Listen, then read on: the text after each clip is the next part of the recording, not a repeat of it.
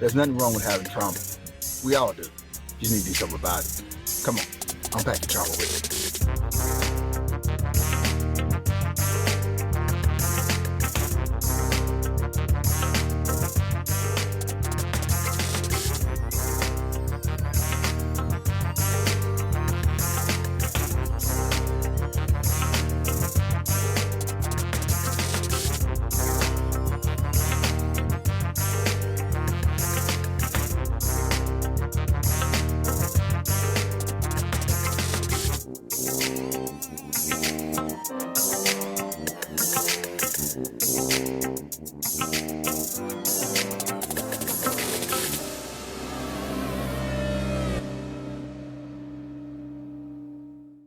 Because you got to keep it together for everybody else. Like you said, because you're in these roles, man, I'm a Superman fan. So, yeah, because you got to keep the world up and you can't tell nobody when you have an issue. Because it doesn't work. I hate that. It doesn't work when you do that. And so, yeah, being teaching my second divorce, that one really hit me hard. And I know I had a breakdown months and months later where it actually hit me.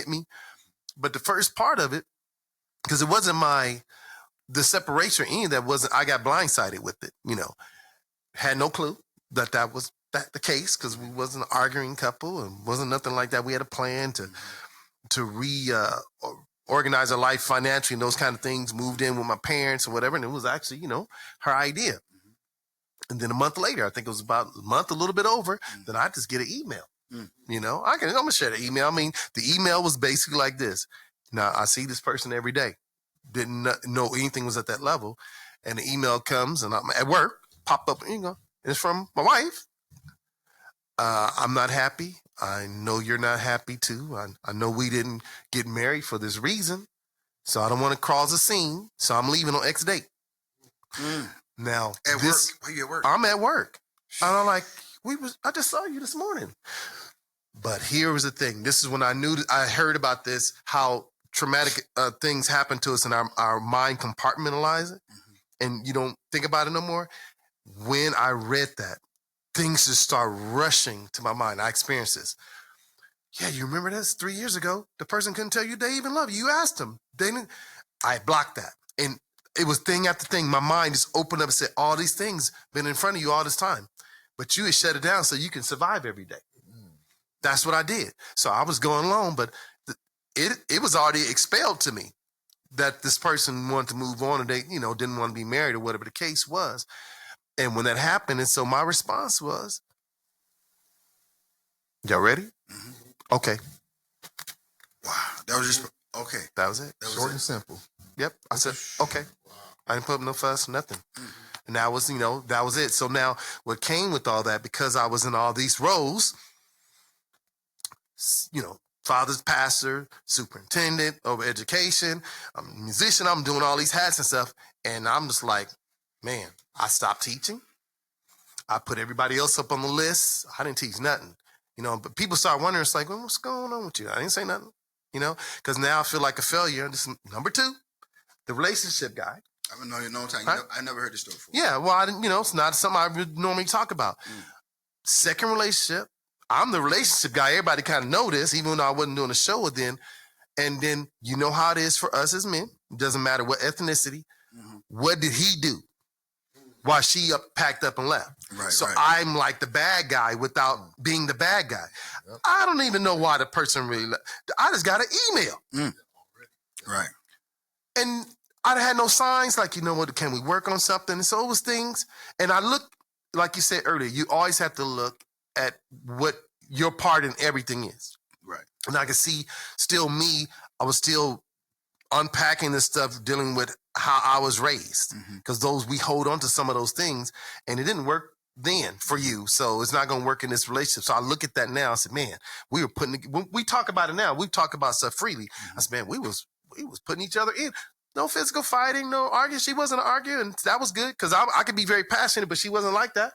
I think I've only really seen her mad 2 times, and that is all the time I've known her. But everything just came out. So now I'm ashamed because I'm doing all these things in church. I'm embarrassed. my wife left me, so you know what that means. You must have been cheating. Number one, right? I had to be cheating. That was not the case. I was not cheating. Wasn't with no other woman was involved. He must have put hands on her. Huh? He must have put hands on her. He had, next thing, he must have hit her or did something. So I'm at church now, and all these people looking at me, and I'm feeling all this. I ain't touched her. We don't even argue, really. So why would she just up and leave? You had to do something. So I got all this. I can't say nobody said anything, but I'm feeling all this pressure, you know? And so I wound up leaving the ministry and just backing away from all that kind of stuff because, like, it's my fault. Whatever it is, I'm the reason for all this to happen. And then that made me susceptible to easily get into something else because I just wanted to be desired and loved. That's all I wanted. That was important to me. So that made me an easy target for the manipulator. I'm just being honest. So I dealt with the cheating from this next relationship. Well, I even did it with my very first one, you know, but it was always those red flags that we be ignoring and just, we go back, right? There's some red flags. Hold on to them red flags. Them red flags be there at the beginning and we be ignoring them because, you know, feelings or whatever. But I went through that, and then it was midlife crisis. I look back now and say, yeah, you was dealing with all this stuff. Like, man, what have I done with my life? Second relationship gone, you know, and all these things are falling apart. I got my son, and he looking at me, and I'm like, man, and during that time, and I don't want to, you know, unpack his stuff or share, but he shared some stuff. During that time, he was dealing with some abusive stuff. That came out at the same time I'm dealing with all this stuff too. And one day, I remember the pastor was ministering, and I was just like numb. I got to the numb state because all this stuff happened.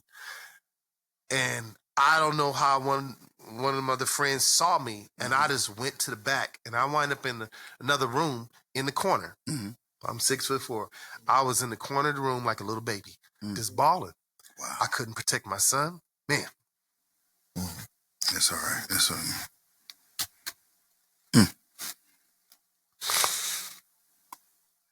I felt like I let him down because I would never let that happen to my kids. But I didn't know what was going on. And I felt like I let him down. Now, he was dealing with the trauma physically, but then he was acting out. And I think about some of the spankings I was giving him, and he was just acting out because he was being traumatized. Right. And I'm just whooping his butt, and it's not his fault. Because that's how we was taught to deal with it. They acting up, you spank their butt. And he was being abused. You found that out later. Wow. So when I find this out, and I'm putting it together in my mind, because what I know is that he was just acting out because of what was happening to him. He didn't know how to deal with it. And I'm like, this is happening. I had no clue. And I feel like I let him down. Marriage is gone. I'm letting everybody down. I felt like at that point, I was just messing up people. That's how I really felt. Wow. I said, these people was depending on me to, you know, to do the right thing and to set forth that example. It was just falling apart. I've been there. It was falling apart. And I mean, I hated it with a passion that I really wasn't able to protect my son from being abused. Man, that hurt so bad. Because you didn't feel protected either. You know, Right. things you went through. Right. And I couldn't protect him. Then the second marriage. And I finally broke down that months later. Because at first, I was numb to it. Like, hey, don't worry about that. And immediately, I got into another relationship. We wasn't even divorced yet. But I started talking to somebody and feeling that, like, void. Yeah, you feel them on it. Yeah. You know, feeling that void. I didn't drink alcohol, but I did that. See, it was another form. You know what I mean? It was just another form of coping, dealing with the divorce and somebody walking away and don't want you. And so, well, this person want me. At the very beginning, I told this person two things. You're not ready for a person like me, because I'm serious about relationship. At these two things, you're going to break my heart. It was like I gave the epiphany on what this whole thing, this is how this is going to end up. But I went straight for the head anyway. And went through some of the most embarrassing and humiliating things that a man can go through during that time. Kid you not. That nobody that know me would even think that you would deal with that. And then me still had to work some things out with me. Because now if you hear something, every relationship you've been in, then you got to take that being valid. Like 3 people have said that about you, right? Yeah, yes. You got to take accountable for that. What you think? 3, 4 say the same thing. It could be some truth to that. There's some truth to That's it. right here. You must have. Thank you so much. Thank you. Man, thank you for sharing. Man, that was. Whew. I said, no. I'm not finna cry today. Sorry about that, man. Some tears over. No, man. We cry. Hey, real men's cry, right? Oh yeah. Yeah, Oh, yeah. man. You still a man. I wouldn't walk up on you because you crying. You 6'4". You can knock somebody out. But with that, I mean, I love you sharing that because I think you probably fought so hard, maybe for the second because of the first one. You know, it's almost like you were saving people. Exactly. So I'm, even though you know they're good, but I'm gonna make this work. And man, I tell you, but then that also comes back to me from the first marriage that wasn't unpacked, stuff. So I can't let this happen again, right? Man, that was good. But I'm gonna go to stuff. But Derek, you was about to say something. Some the red flags. Some resonated The you. red flags. Yeah. It was just one of my friends. He we going through relationships and divorces and whatnot. He said, Derek, it's like my mama said, man. Y'all seen the red flags? You just drove past them. You're right. It is true. That's true. We got all these different things going on in our lives. We got this image we got portrayed and all this stuff there. And then, you seeing stuff going on, but I can't really address it because that could be a fail. It could be something that ain't a fail. It could just be something that could end something that looks so good on the outside. Right. We know it's something that if we just drive right past. It'll It'll work out. It'll be fine. And it's something that you got to address. You need to look at. Yeah. Right. Look at it. Yeah. So.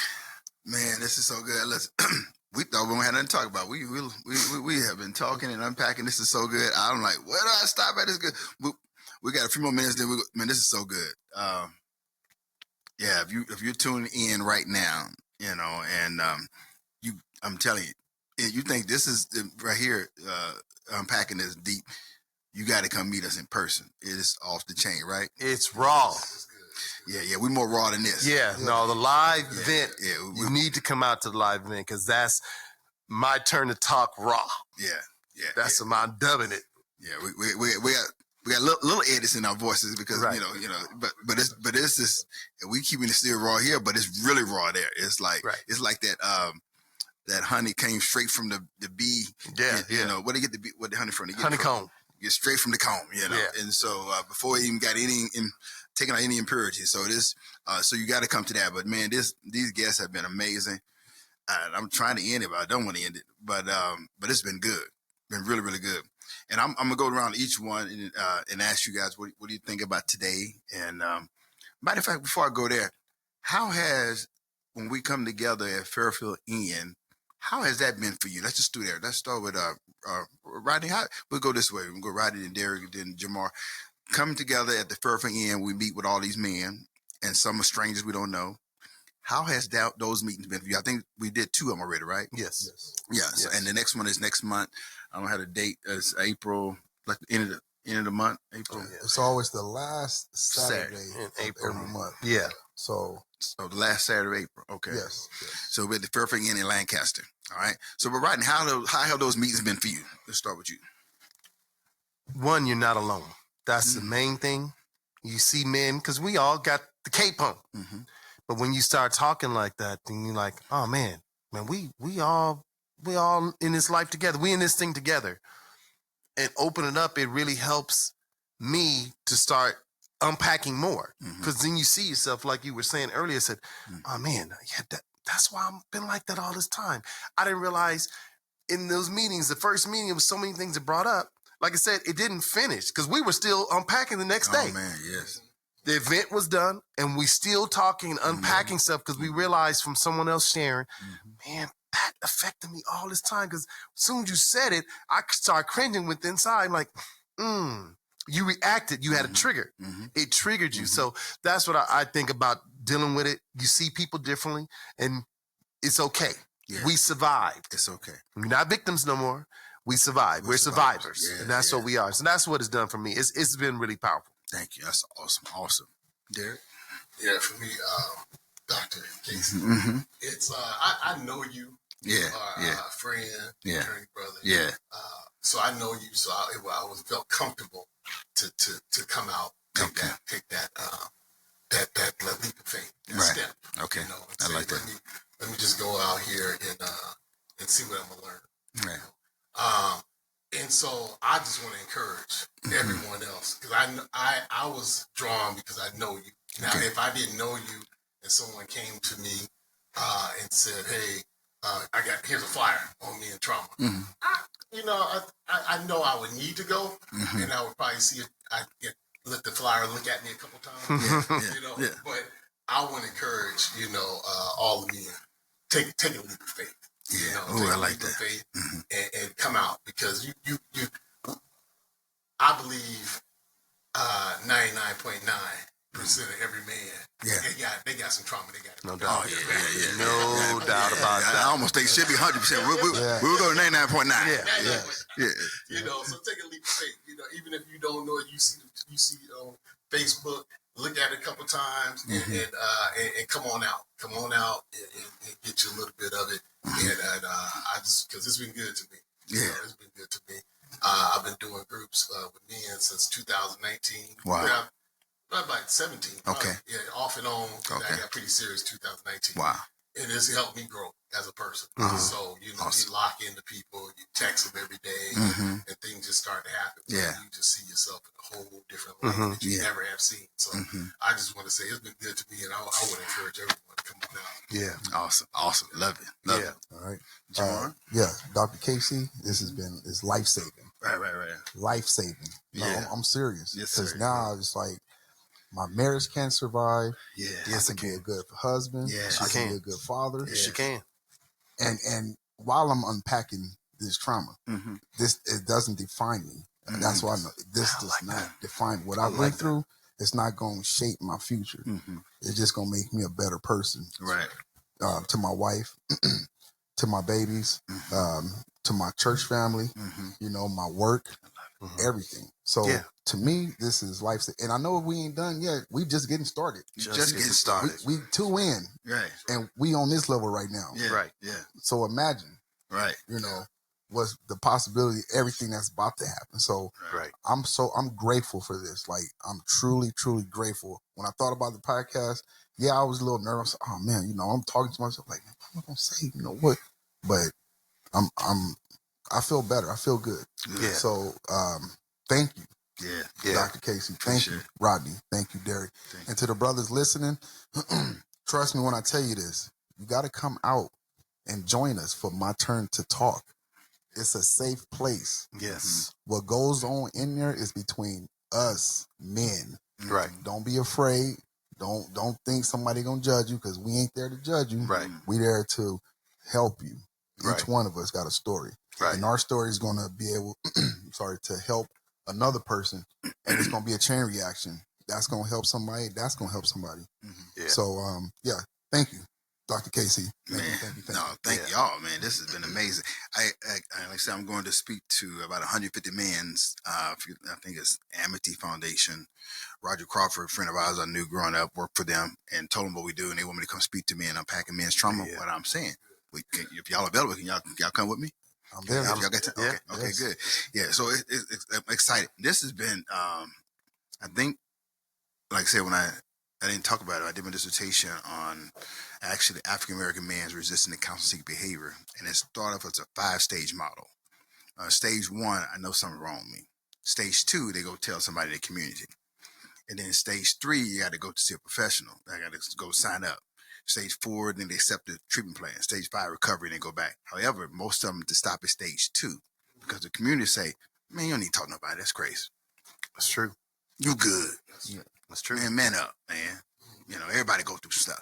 It's crazy how people speak of expert that's not experts in their fields. It's amazing. That's like get your homie on the corner, drinking the phone. Yeah, man, just do it like this, play. That's what I did. And we listen to these fools. Yeah. That's why you drinking on the corner. Yeah. And we listen to it. And they spit like, yeah, man, I got a homie that went here. He did this. He caught 5.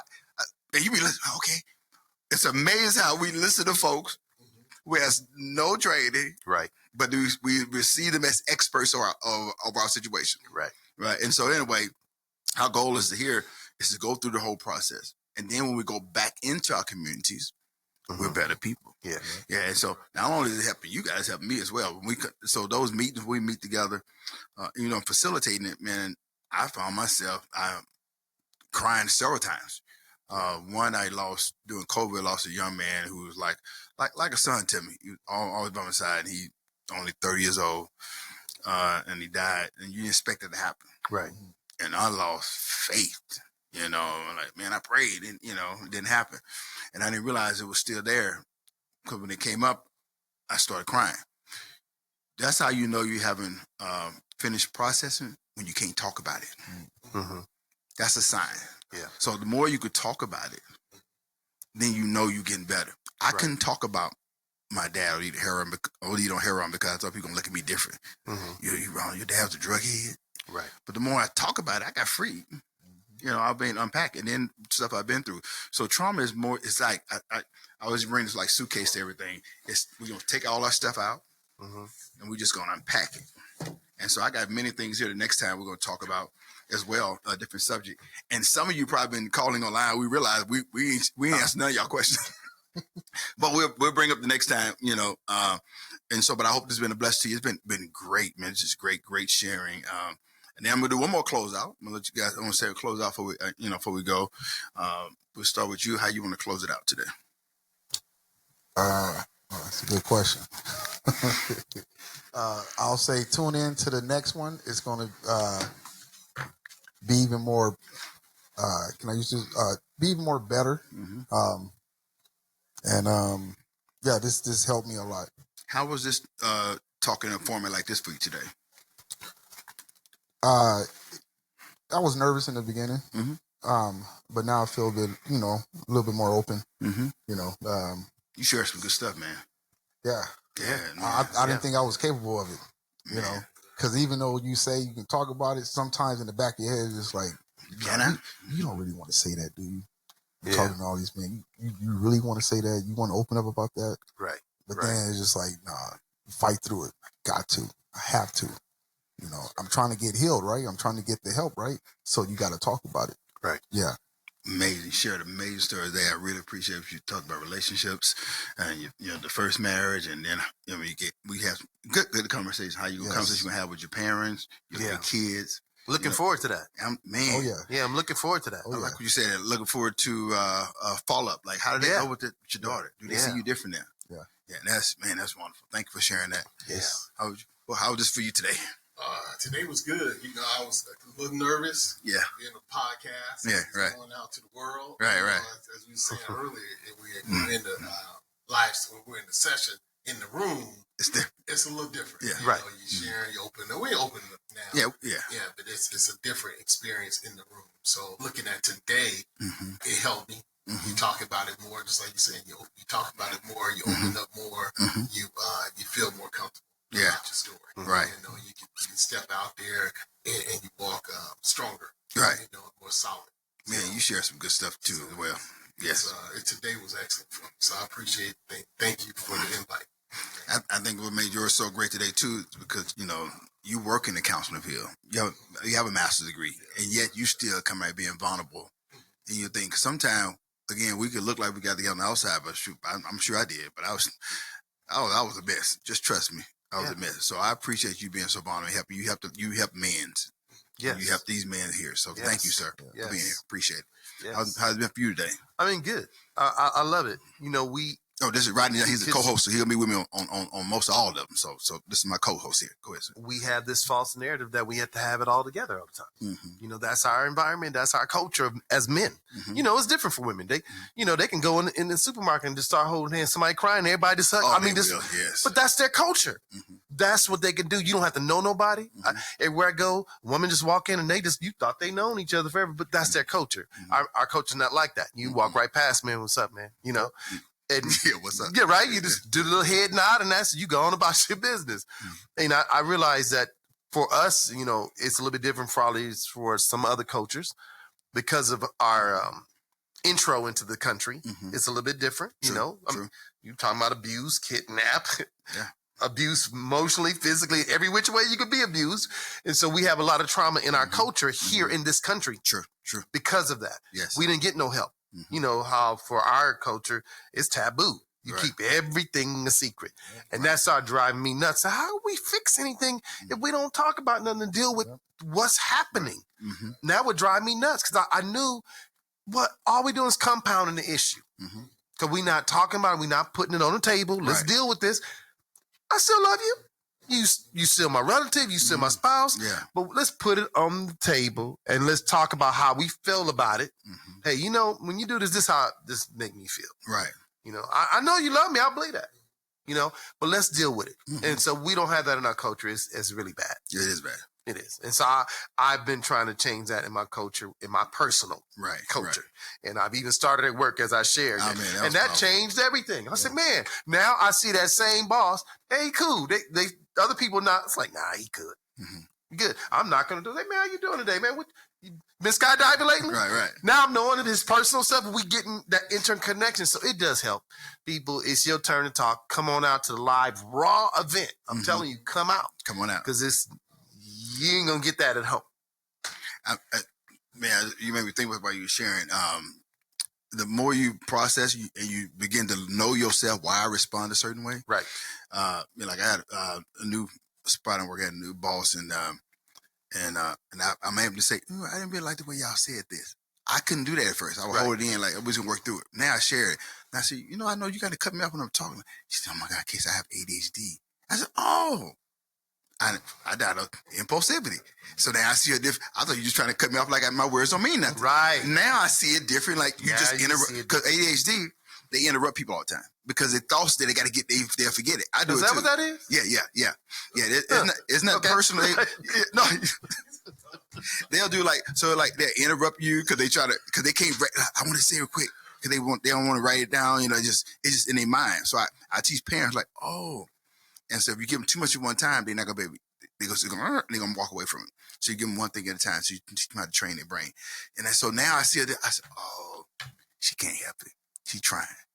But she sees that, I'm going to do better. I'm worried. I said, okay. And she like, I said, sometimes we talk, she said, I'm sorry, Case, you have something to say? Right. But you see her trying to work it out. I don't see it at first, because then, as a black man, if a Caucasian do it, you think like, I'm nothing. Okay, here we go again. I gotta fight my way again. I'm doing this again. Yeah, but now I see it different because you gotta have those conversations. Then also I gotta know where mine is coming from. Raised up in Texas, you know, it's big out there. They still sell Confederate flags like they selling firecrackers. Wow. Yeah. So, but anyway, man, this has been great. You can't see him behind the camera. You saw him a few times, jumped in. He had but Stephen Johnson. Yeah, Steve. He is he have credits on our thing, but he been putting together short films, short stories. He done my commercials that you've seen on LinkedIn, on Facebook, Instagram. So also he's gonna be helping with this, and him and his brother Rodney Johnson, they're very talented people. So I'm just excited for them. Their response. I'm excited for everyone that's tuned in today. Yes. And those who are coming out again next month, we're gonna be in person. In person is super raw. Yes, it is. And so and we get with it, and you'll see a lot of things that you are doing in your life is because you have not unpacked that trauma. Right. A lot of gang violence, all that stuff. Right. What's going on? I don't think people come out their body and say, I want to kill folks. Right. It's just their environment got people a certain way. Right. Right. That's and right. so, so coming out, helping men unpack their trauma, keeping it real. I'm excited. This is Dr. Casey Marsh. It's been a pleasure and a blessing to be before you today. We thank you for the following. And please follow us. And also, YouTube address will be posted pretty soon. And it'll be on YouTube. Anywhere else we're going to be posted? I know YouTube. I'm looking at some other platforms. Yeah. Post it up. Like Apple Podcasts, some stuff. Spotify. Ones, yeah. So look for it. We're gonna post a different way, different areas. This is gonna be broken by at least 4 or 5 sessions. What do you call it? Session or clips? Yeah, clips and different sessions of it. That'll be good. Yeah, and then we'll do another one not next month, but in May I'm gonna do another podcast. But you'll see it like consistent. Every week you're gonna see something for us, and you'll be looking for that. And we just want to help our community and help people, help men everywhere. Yes. So thank you, my audience. Thank you, Derek and Jamal, and thank you, and Rodney, our co-host, and then Stephen Johnson in the background. Shout out to Big Steve. SJ. Maleric.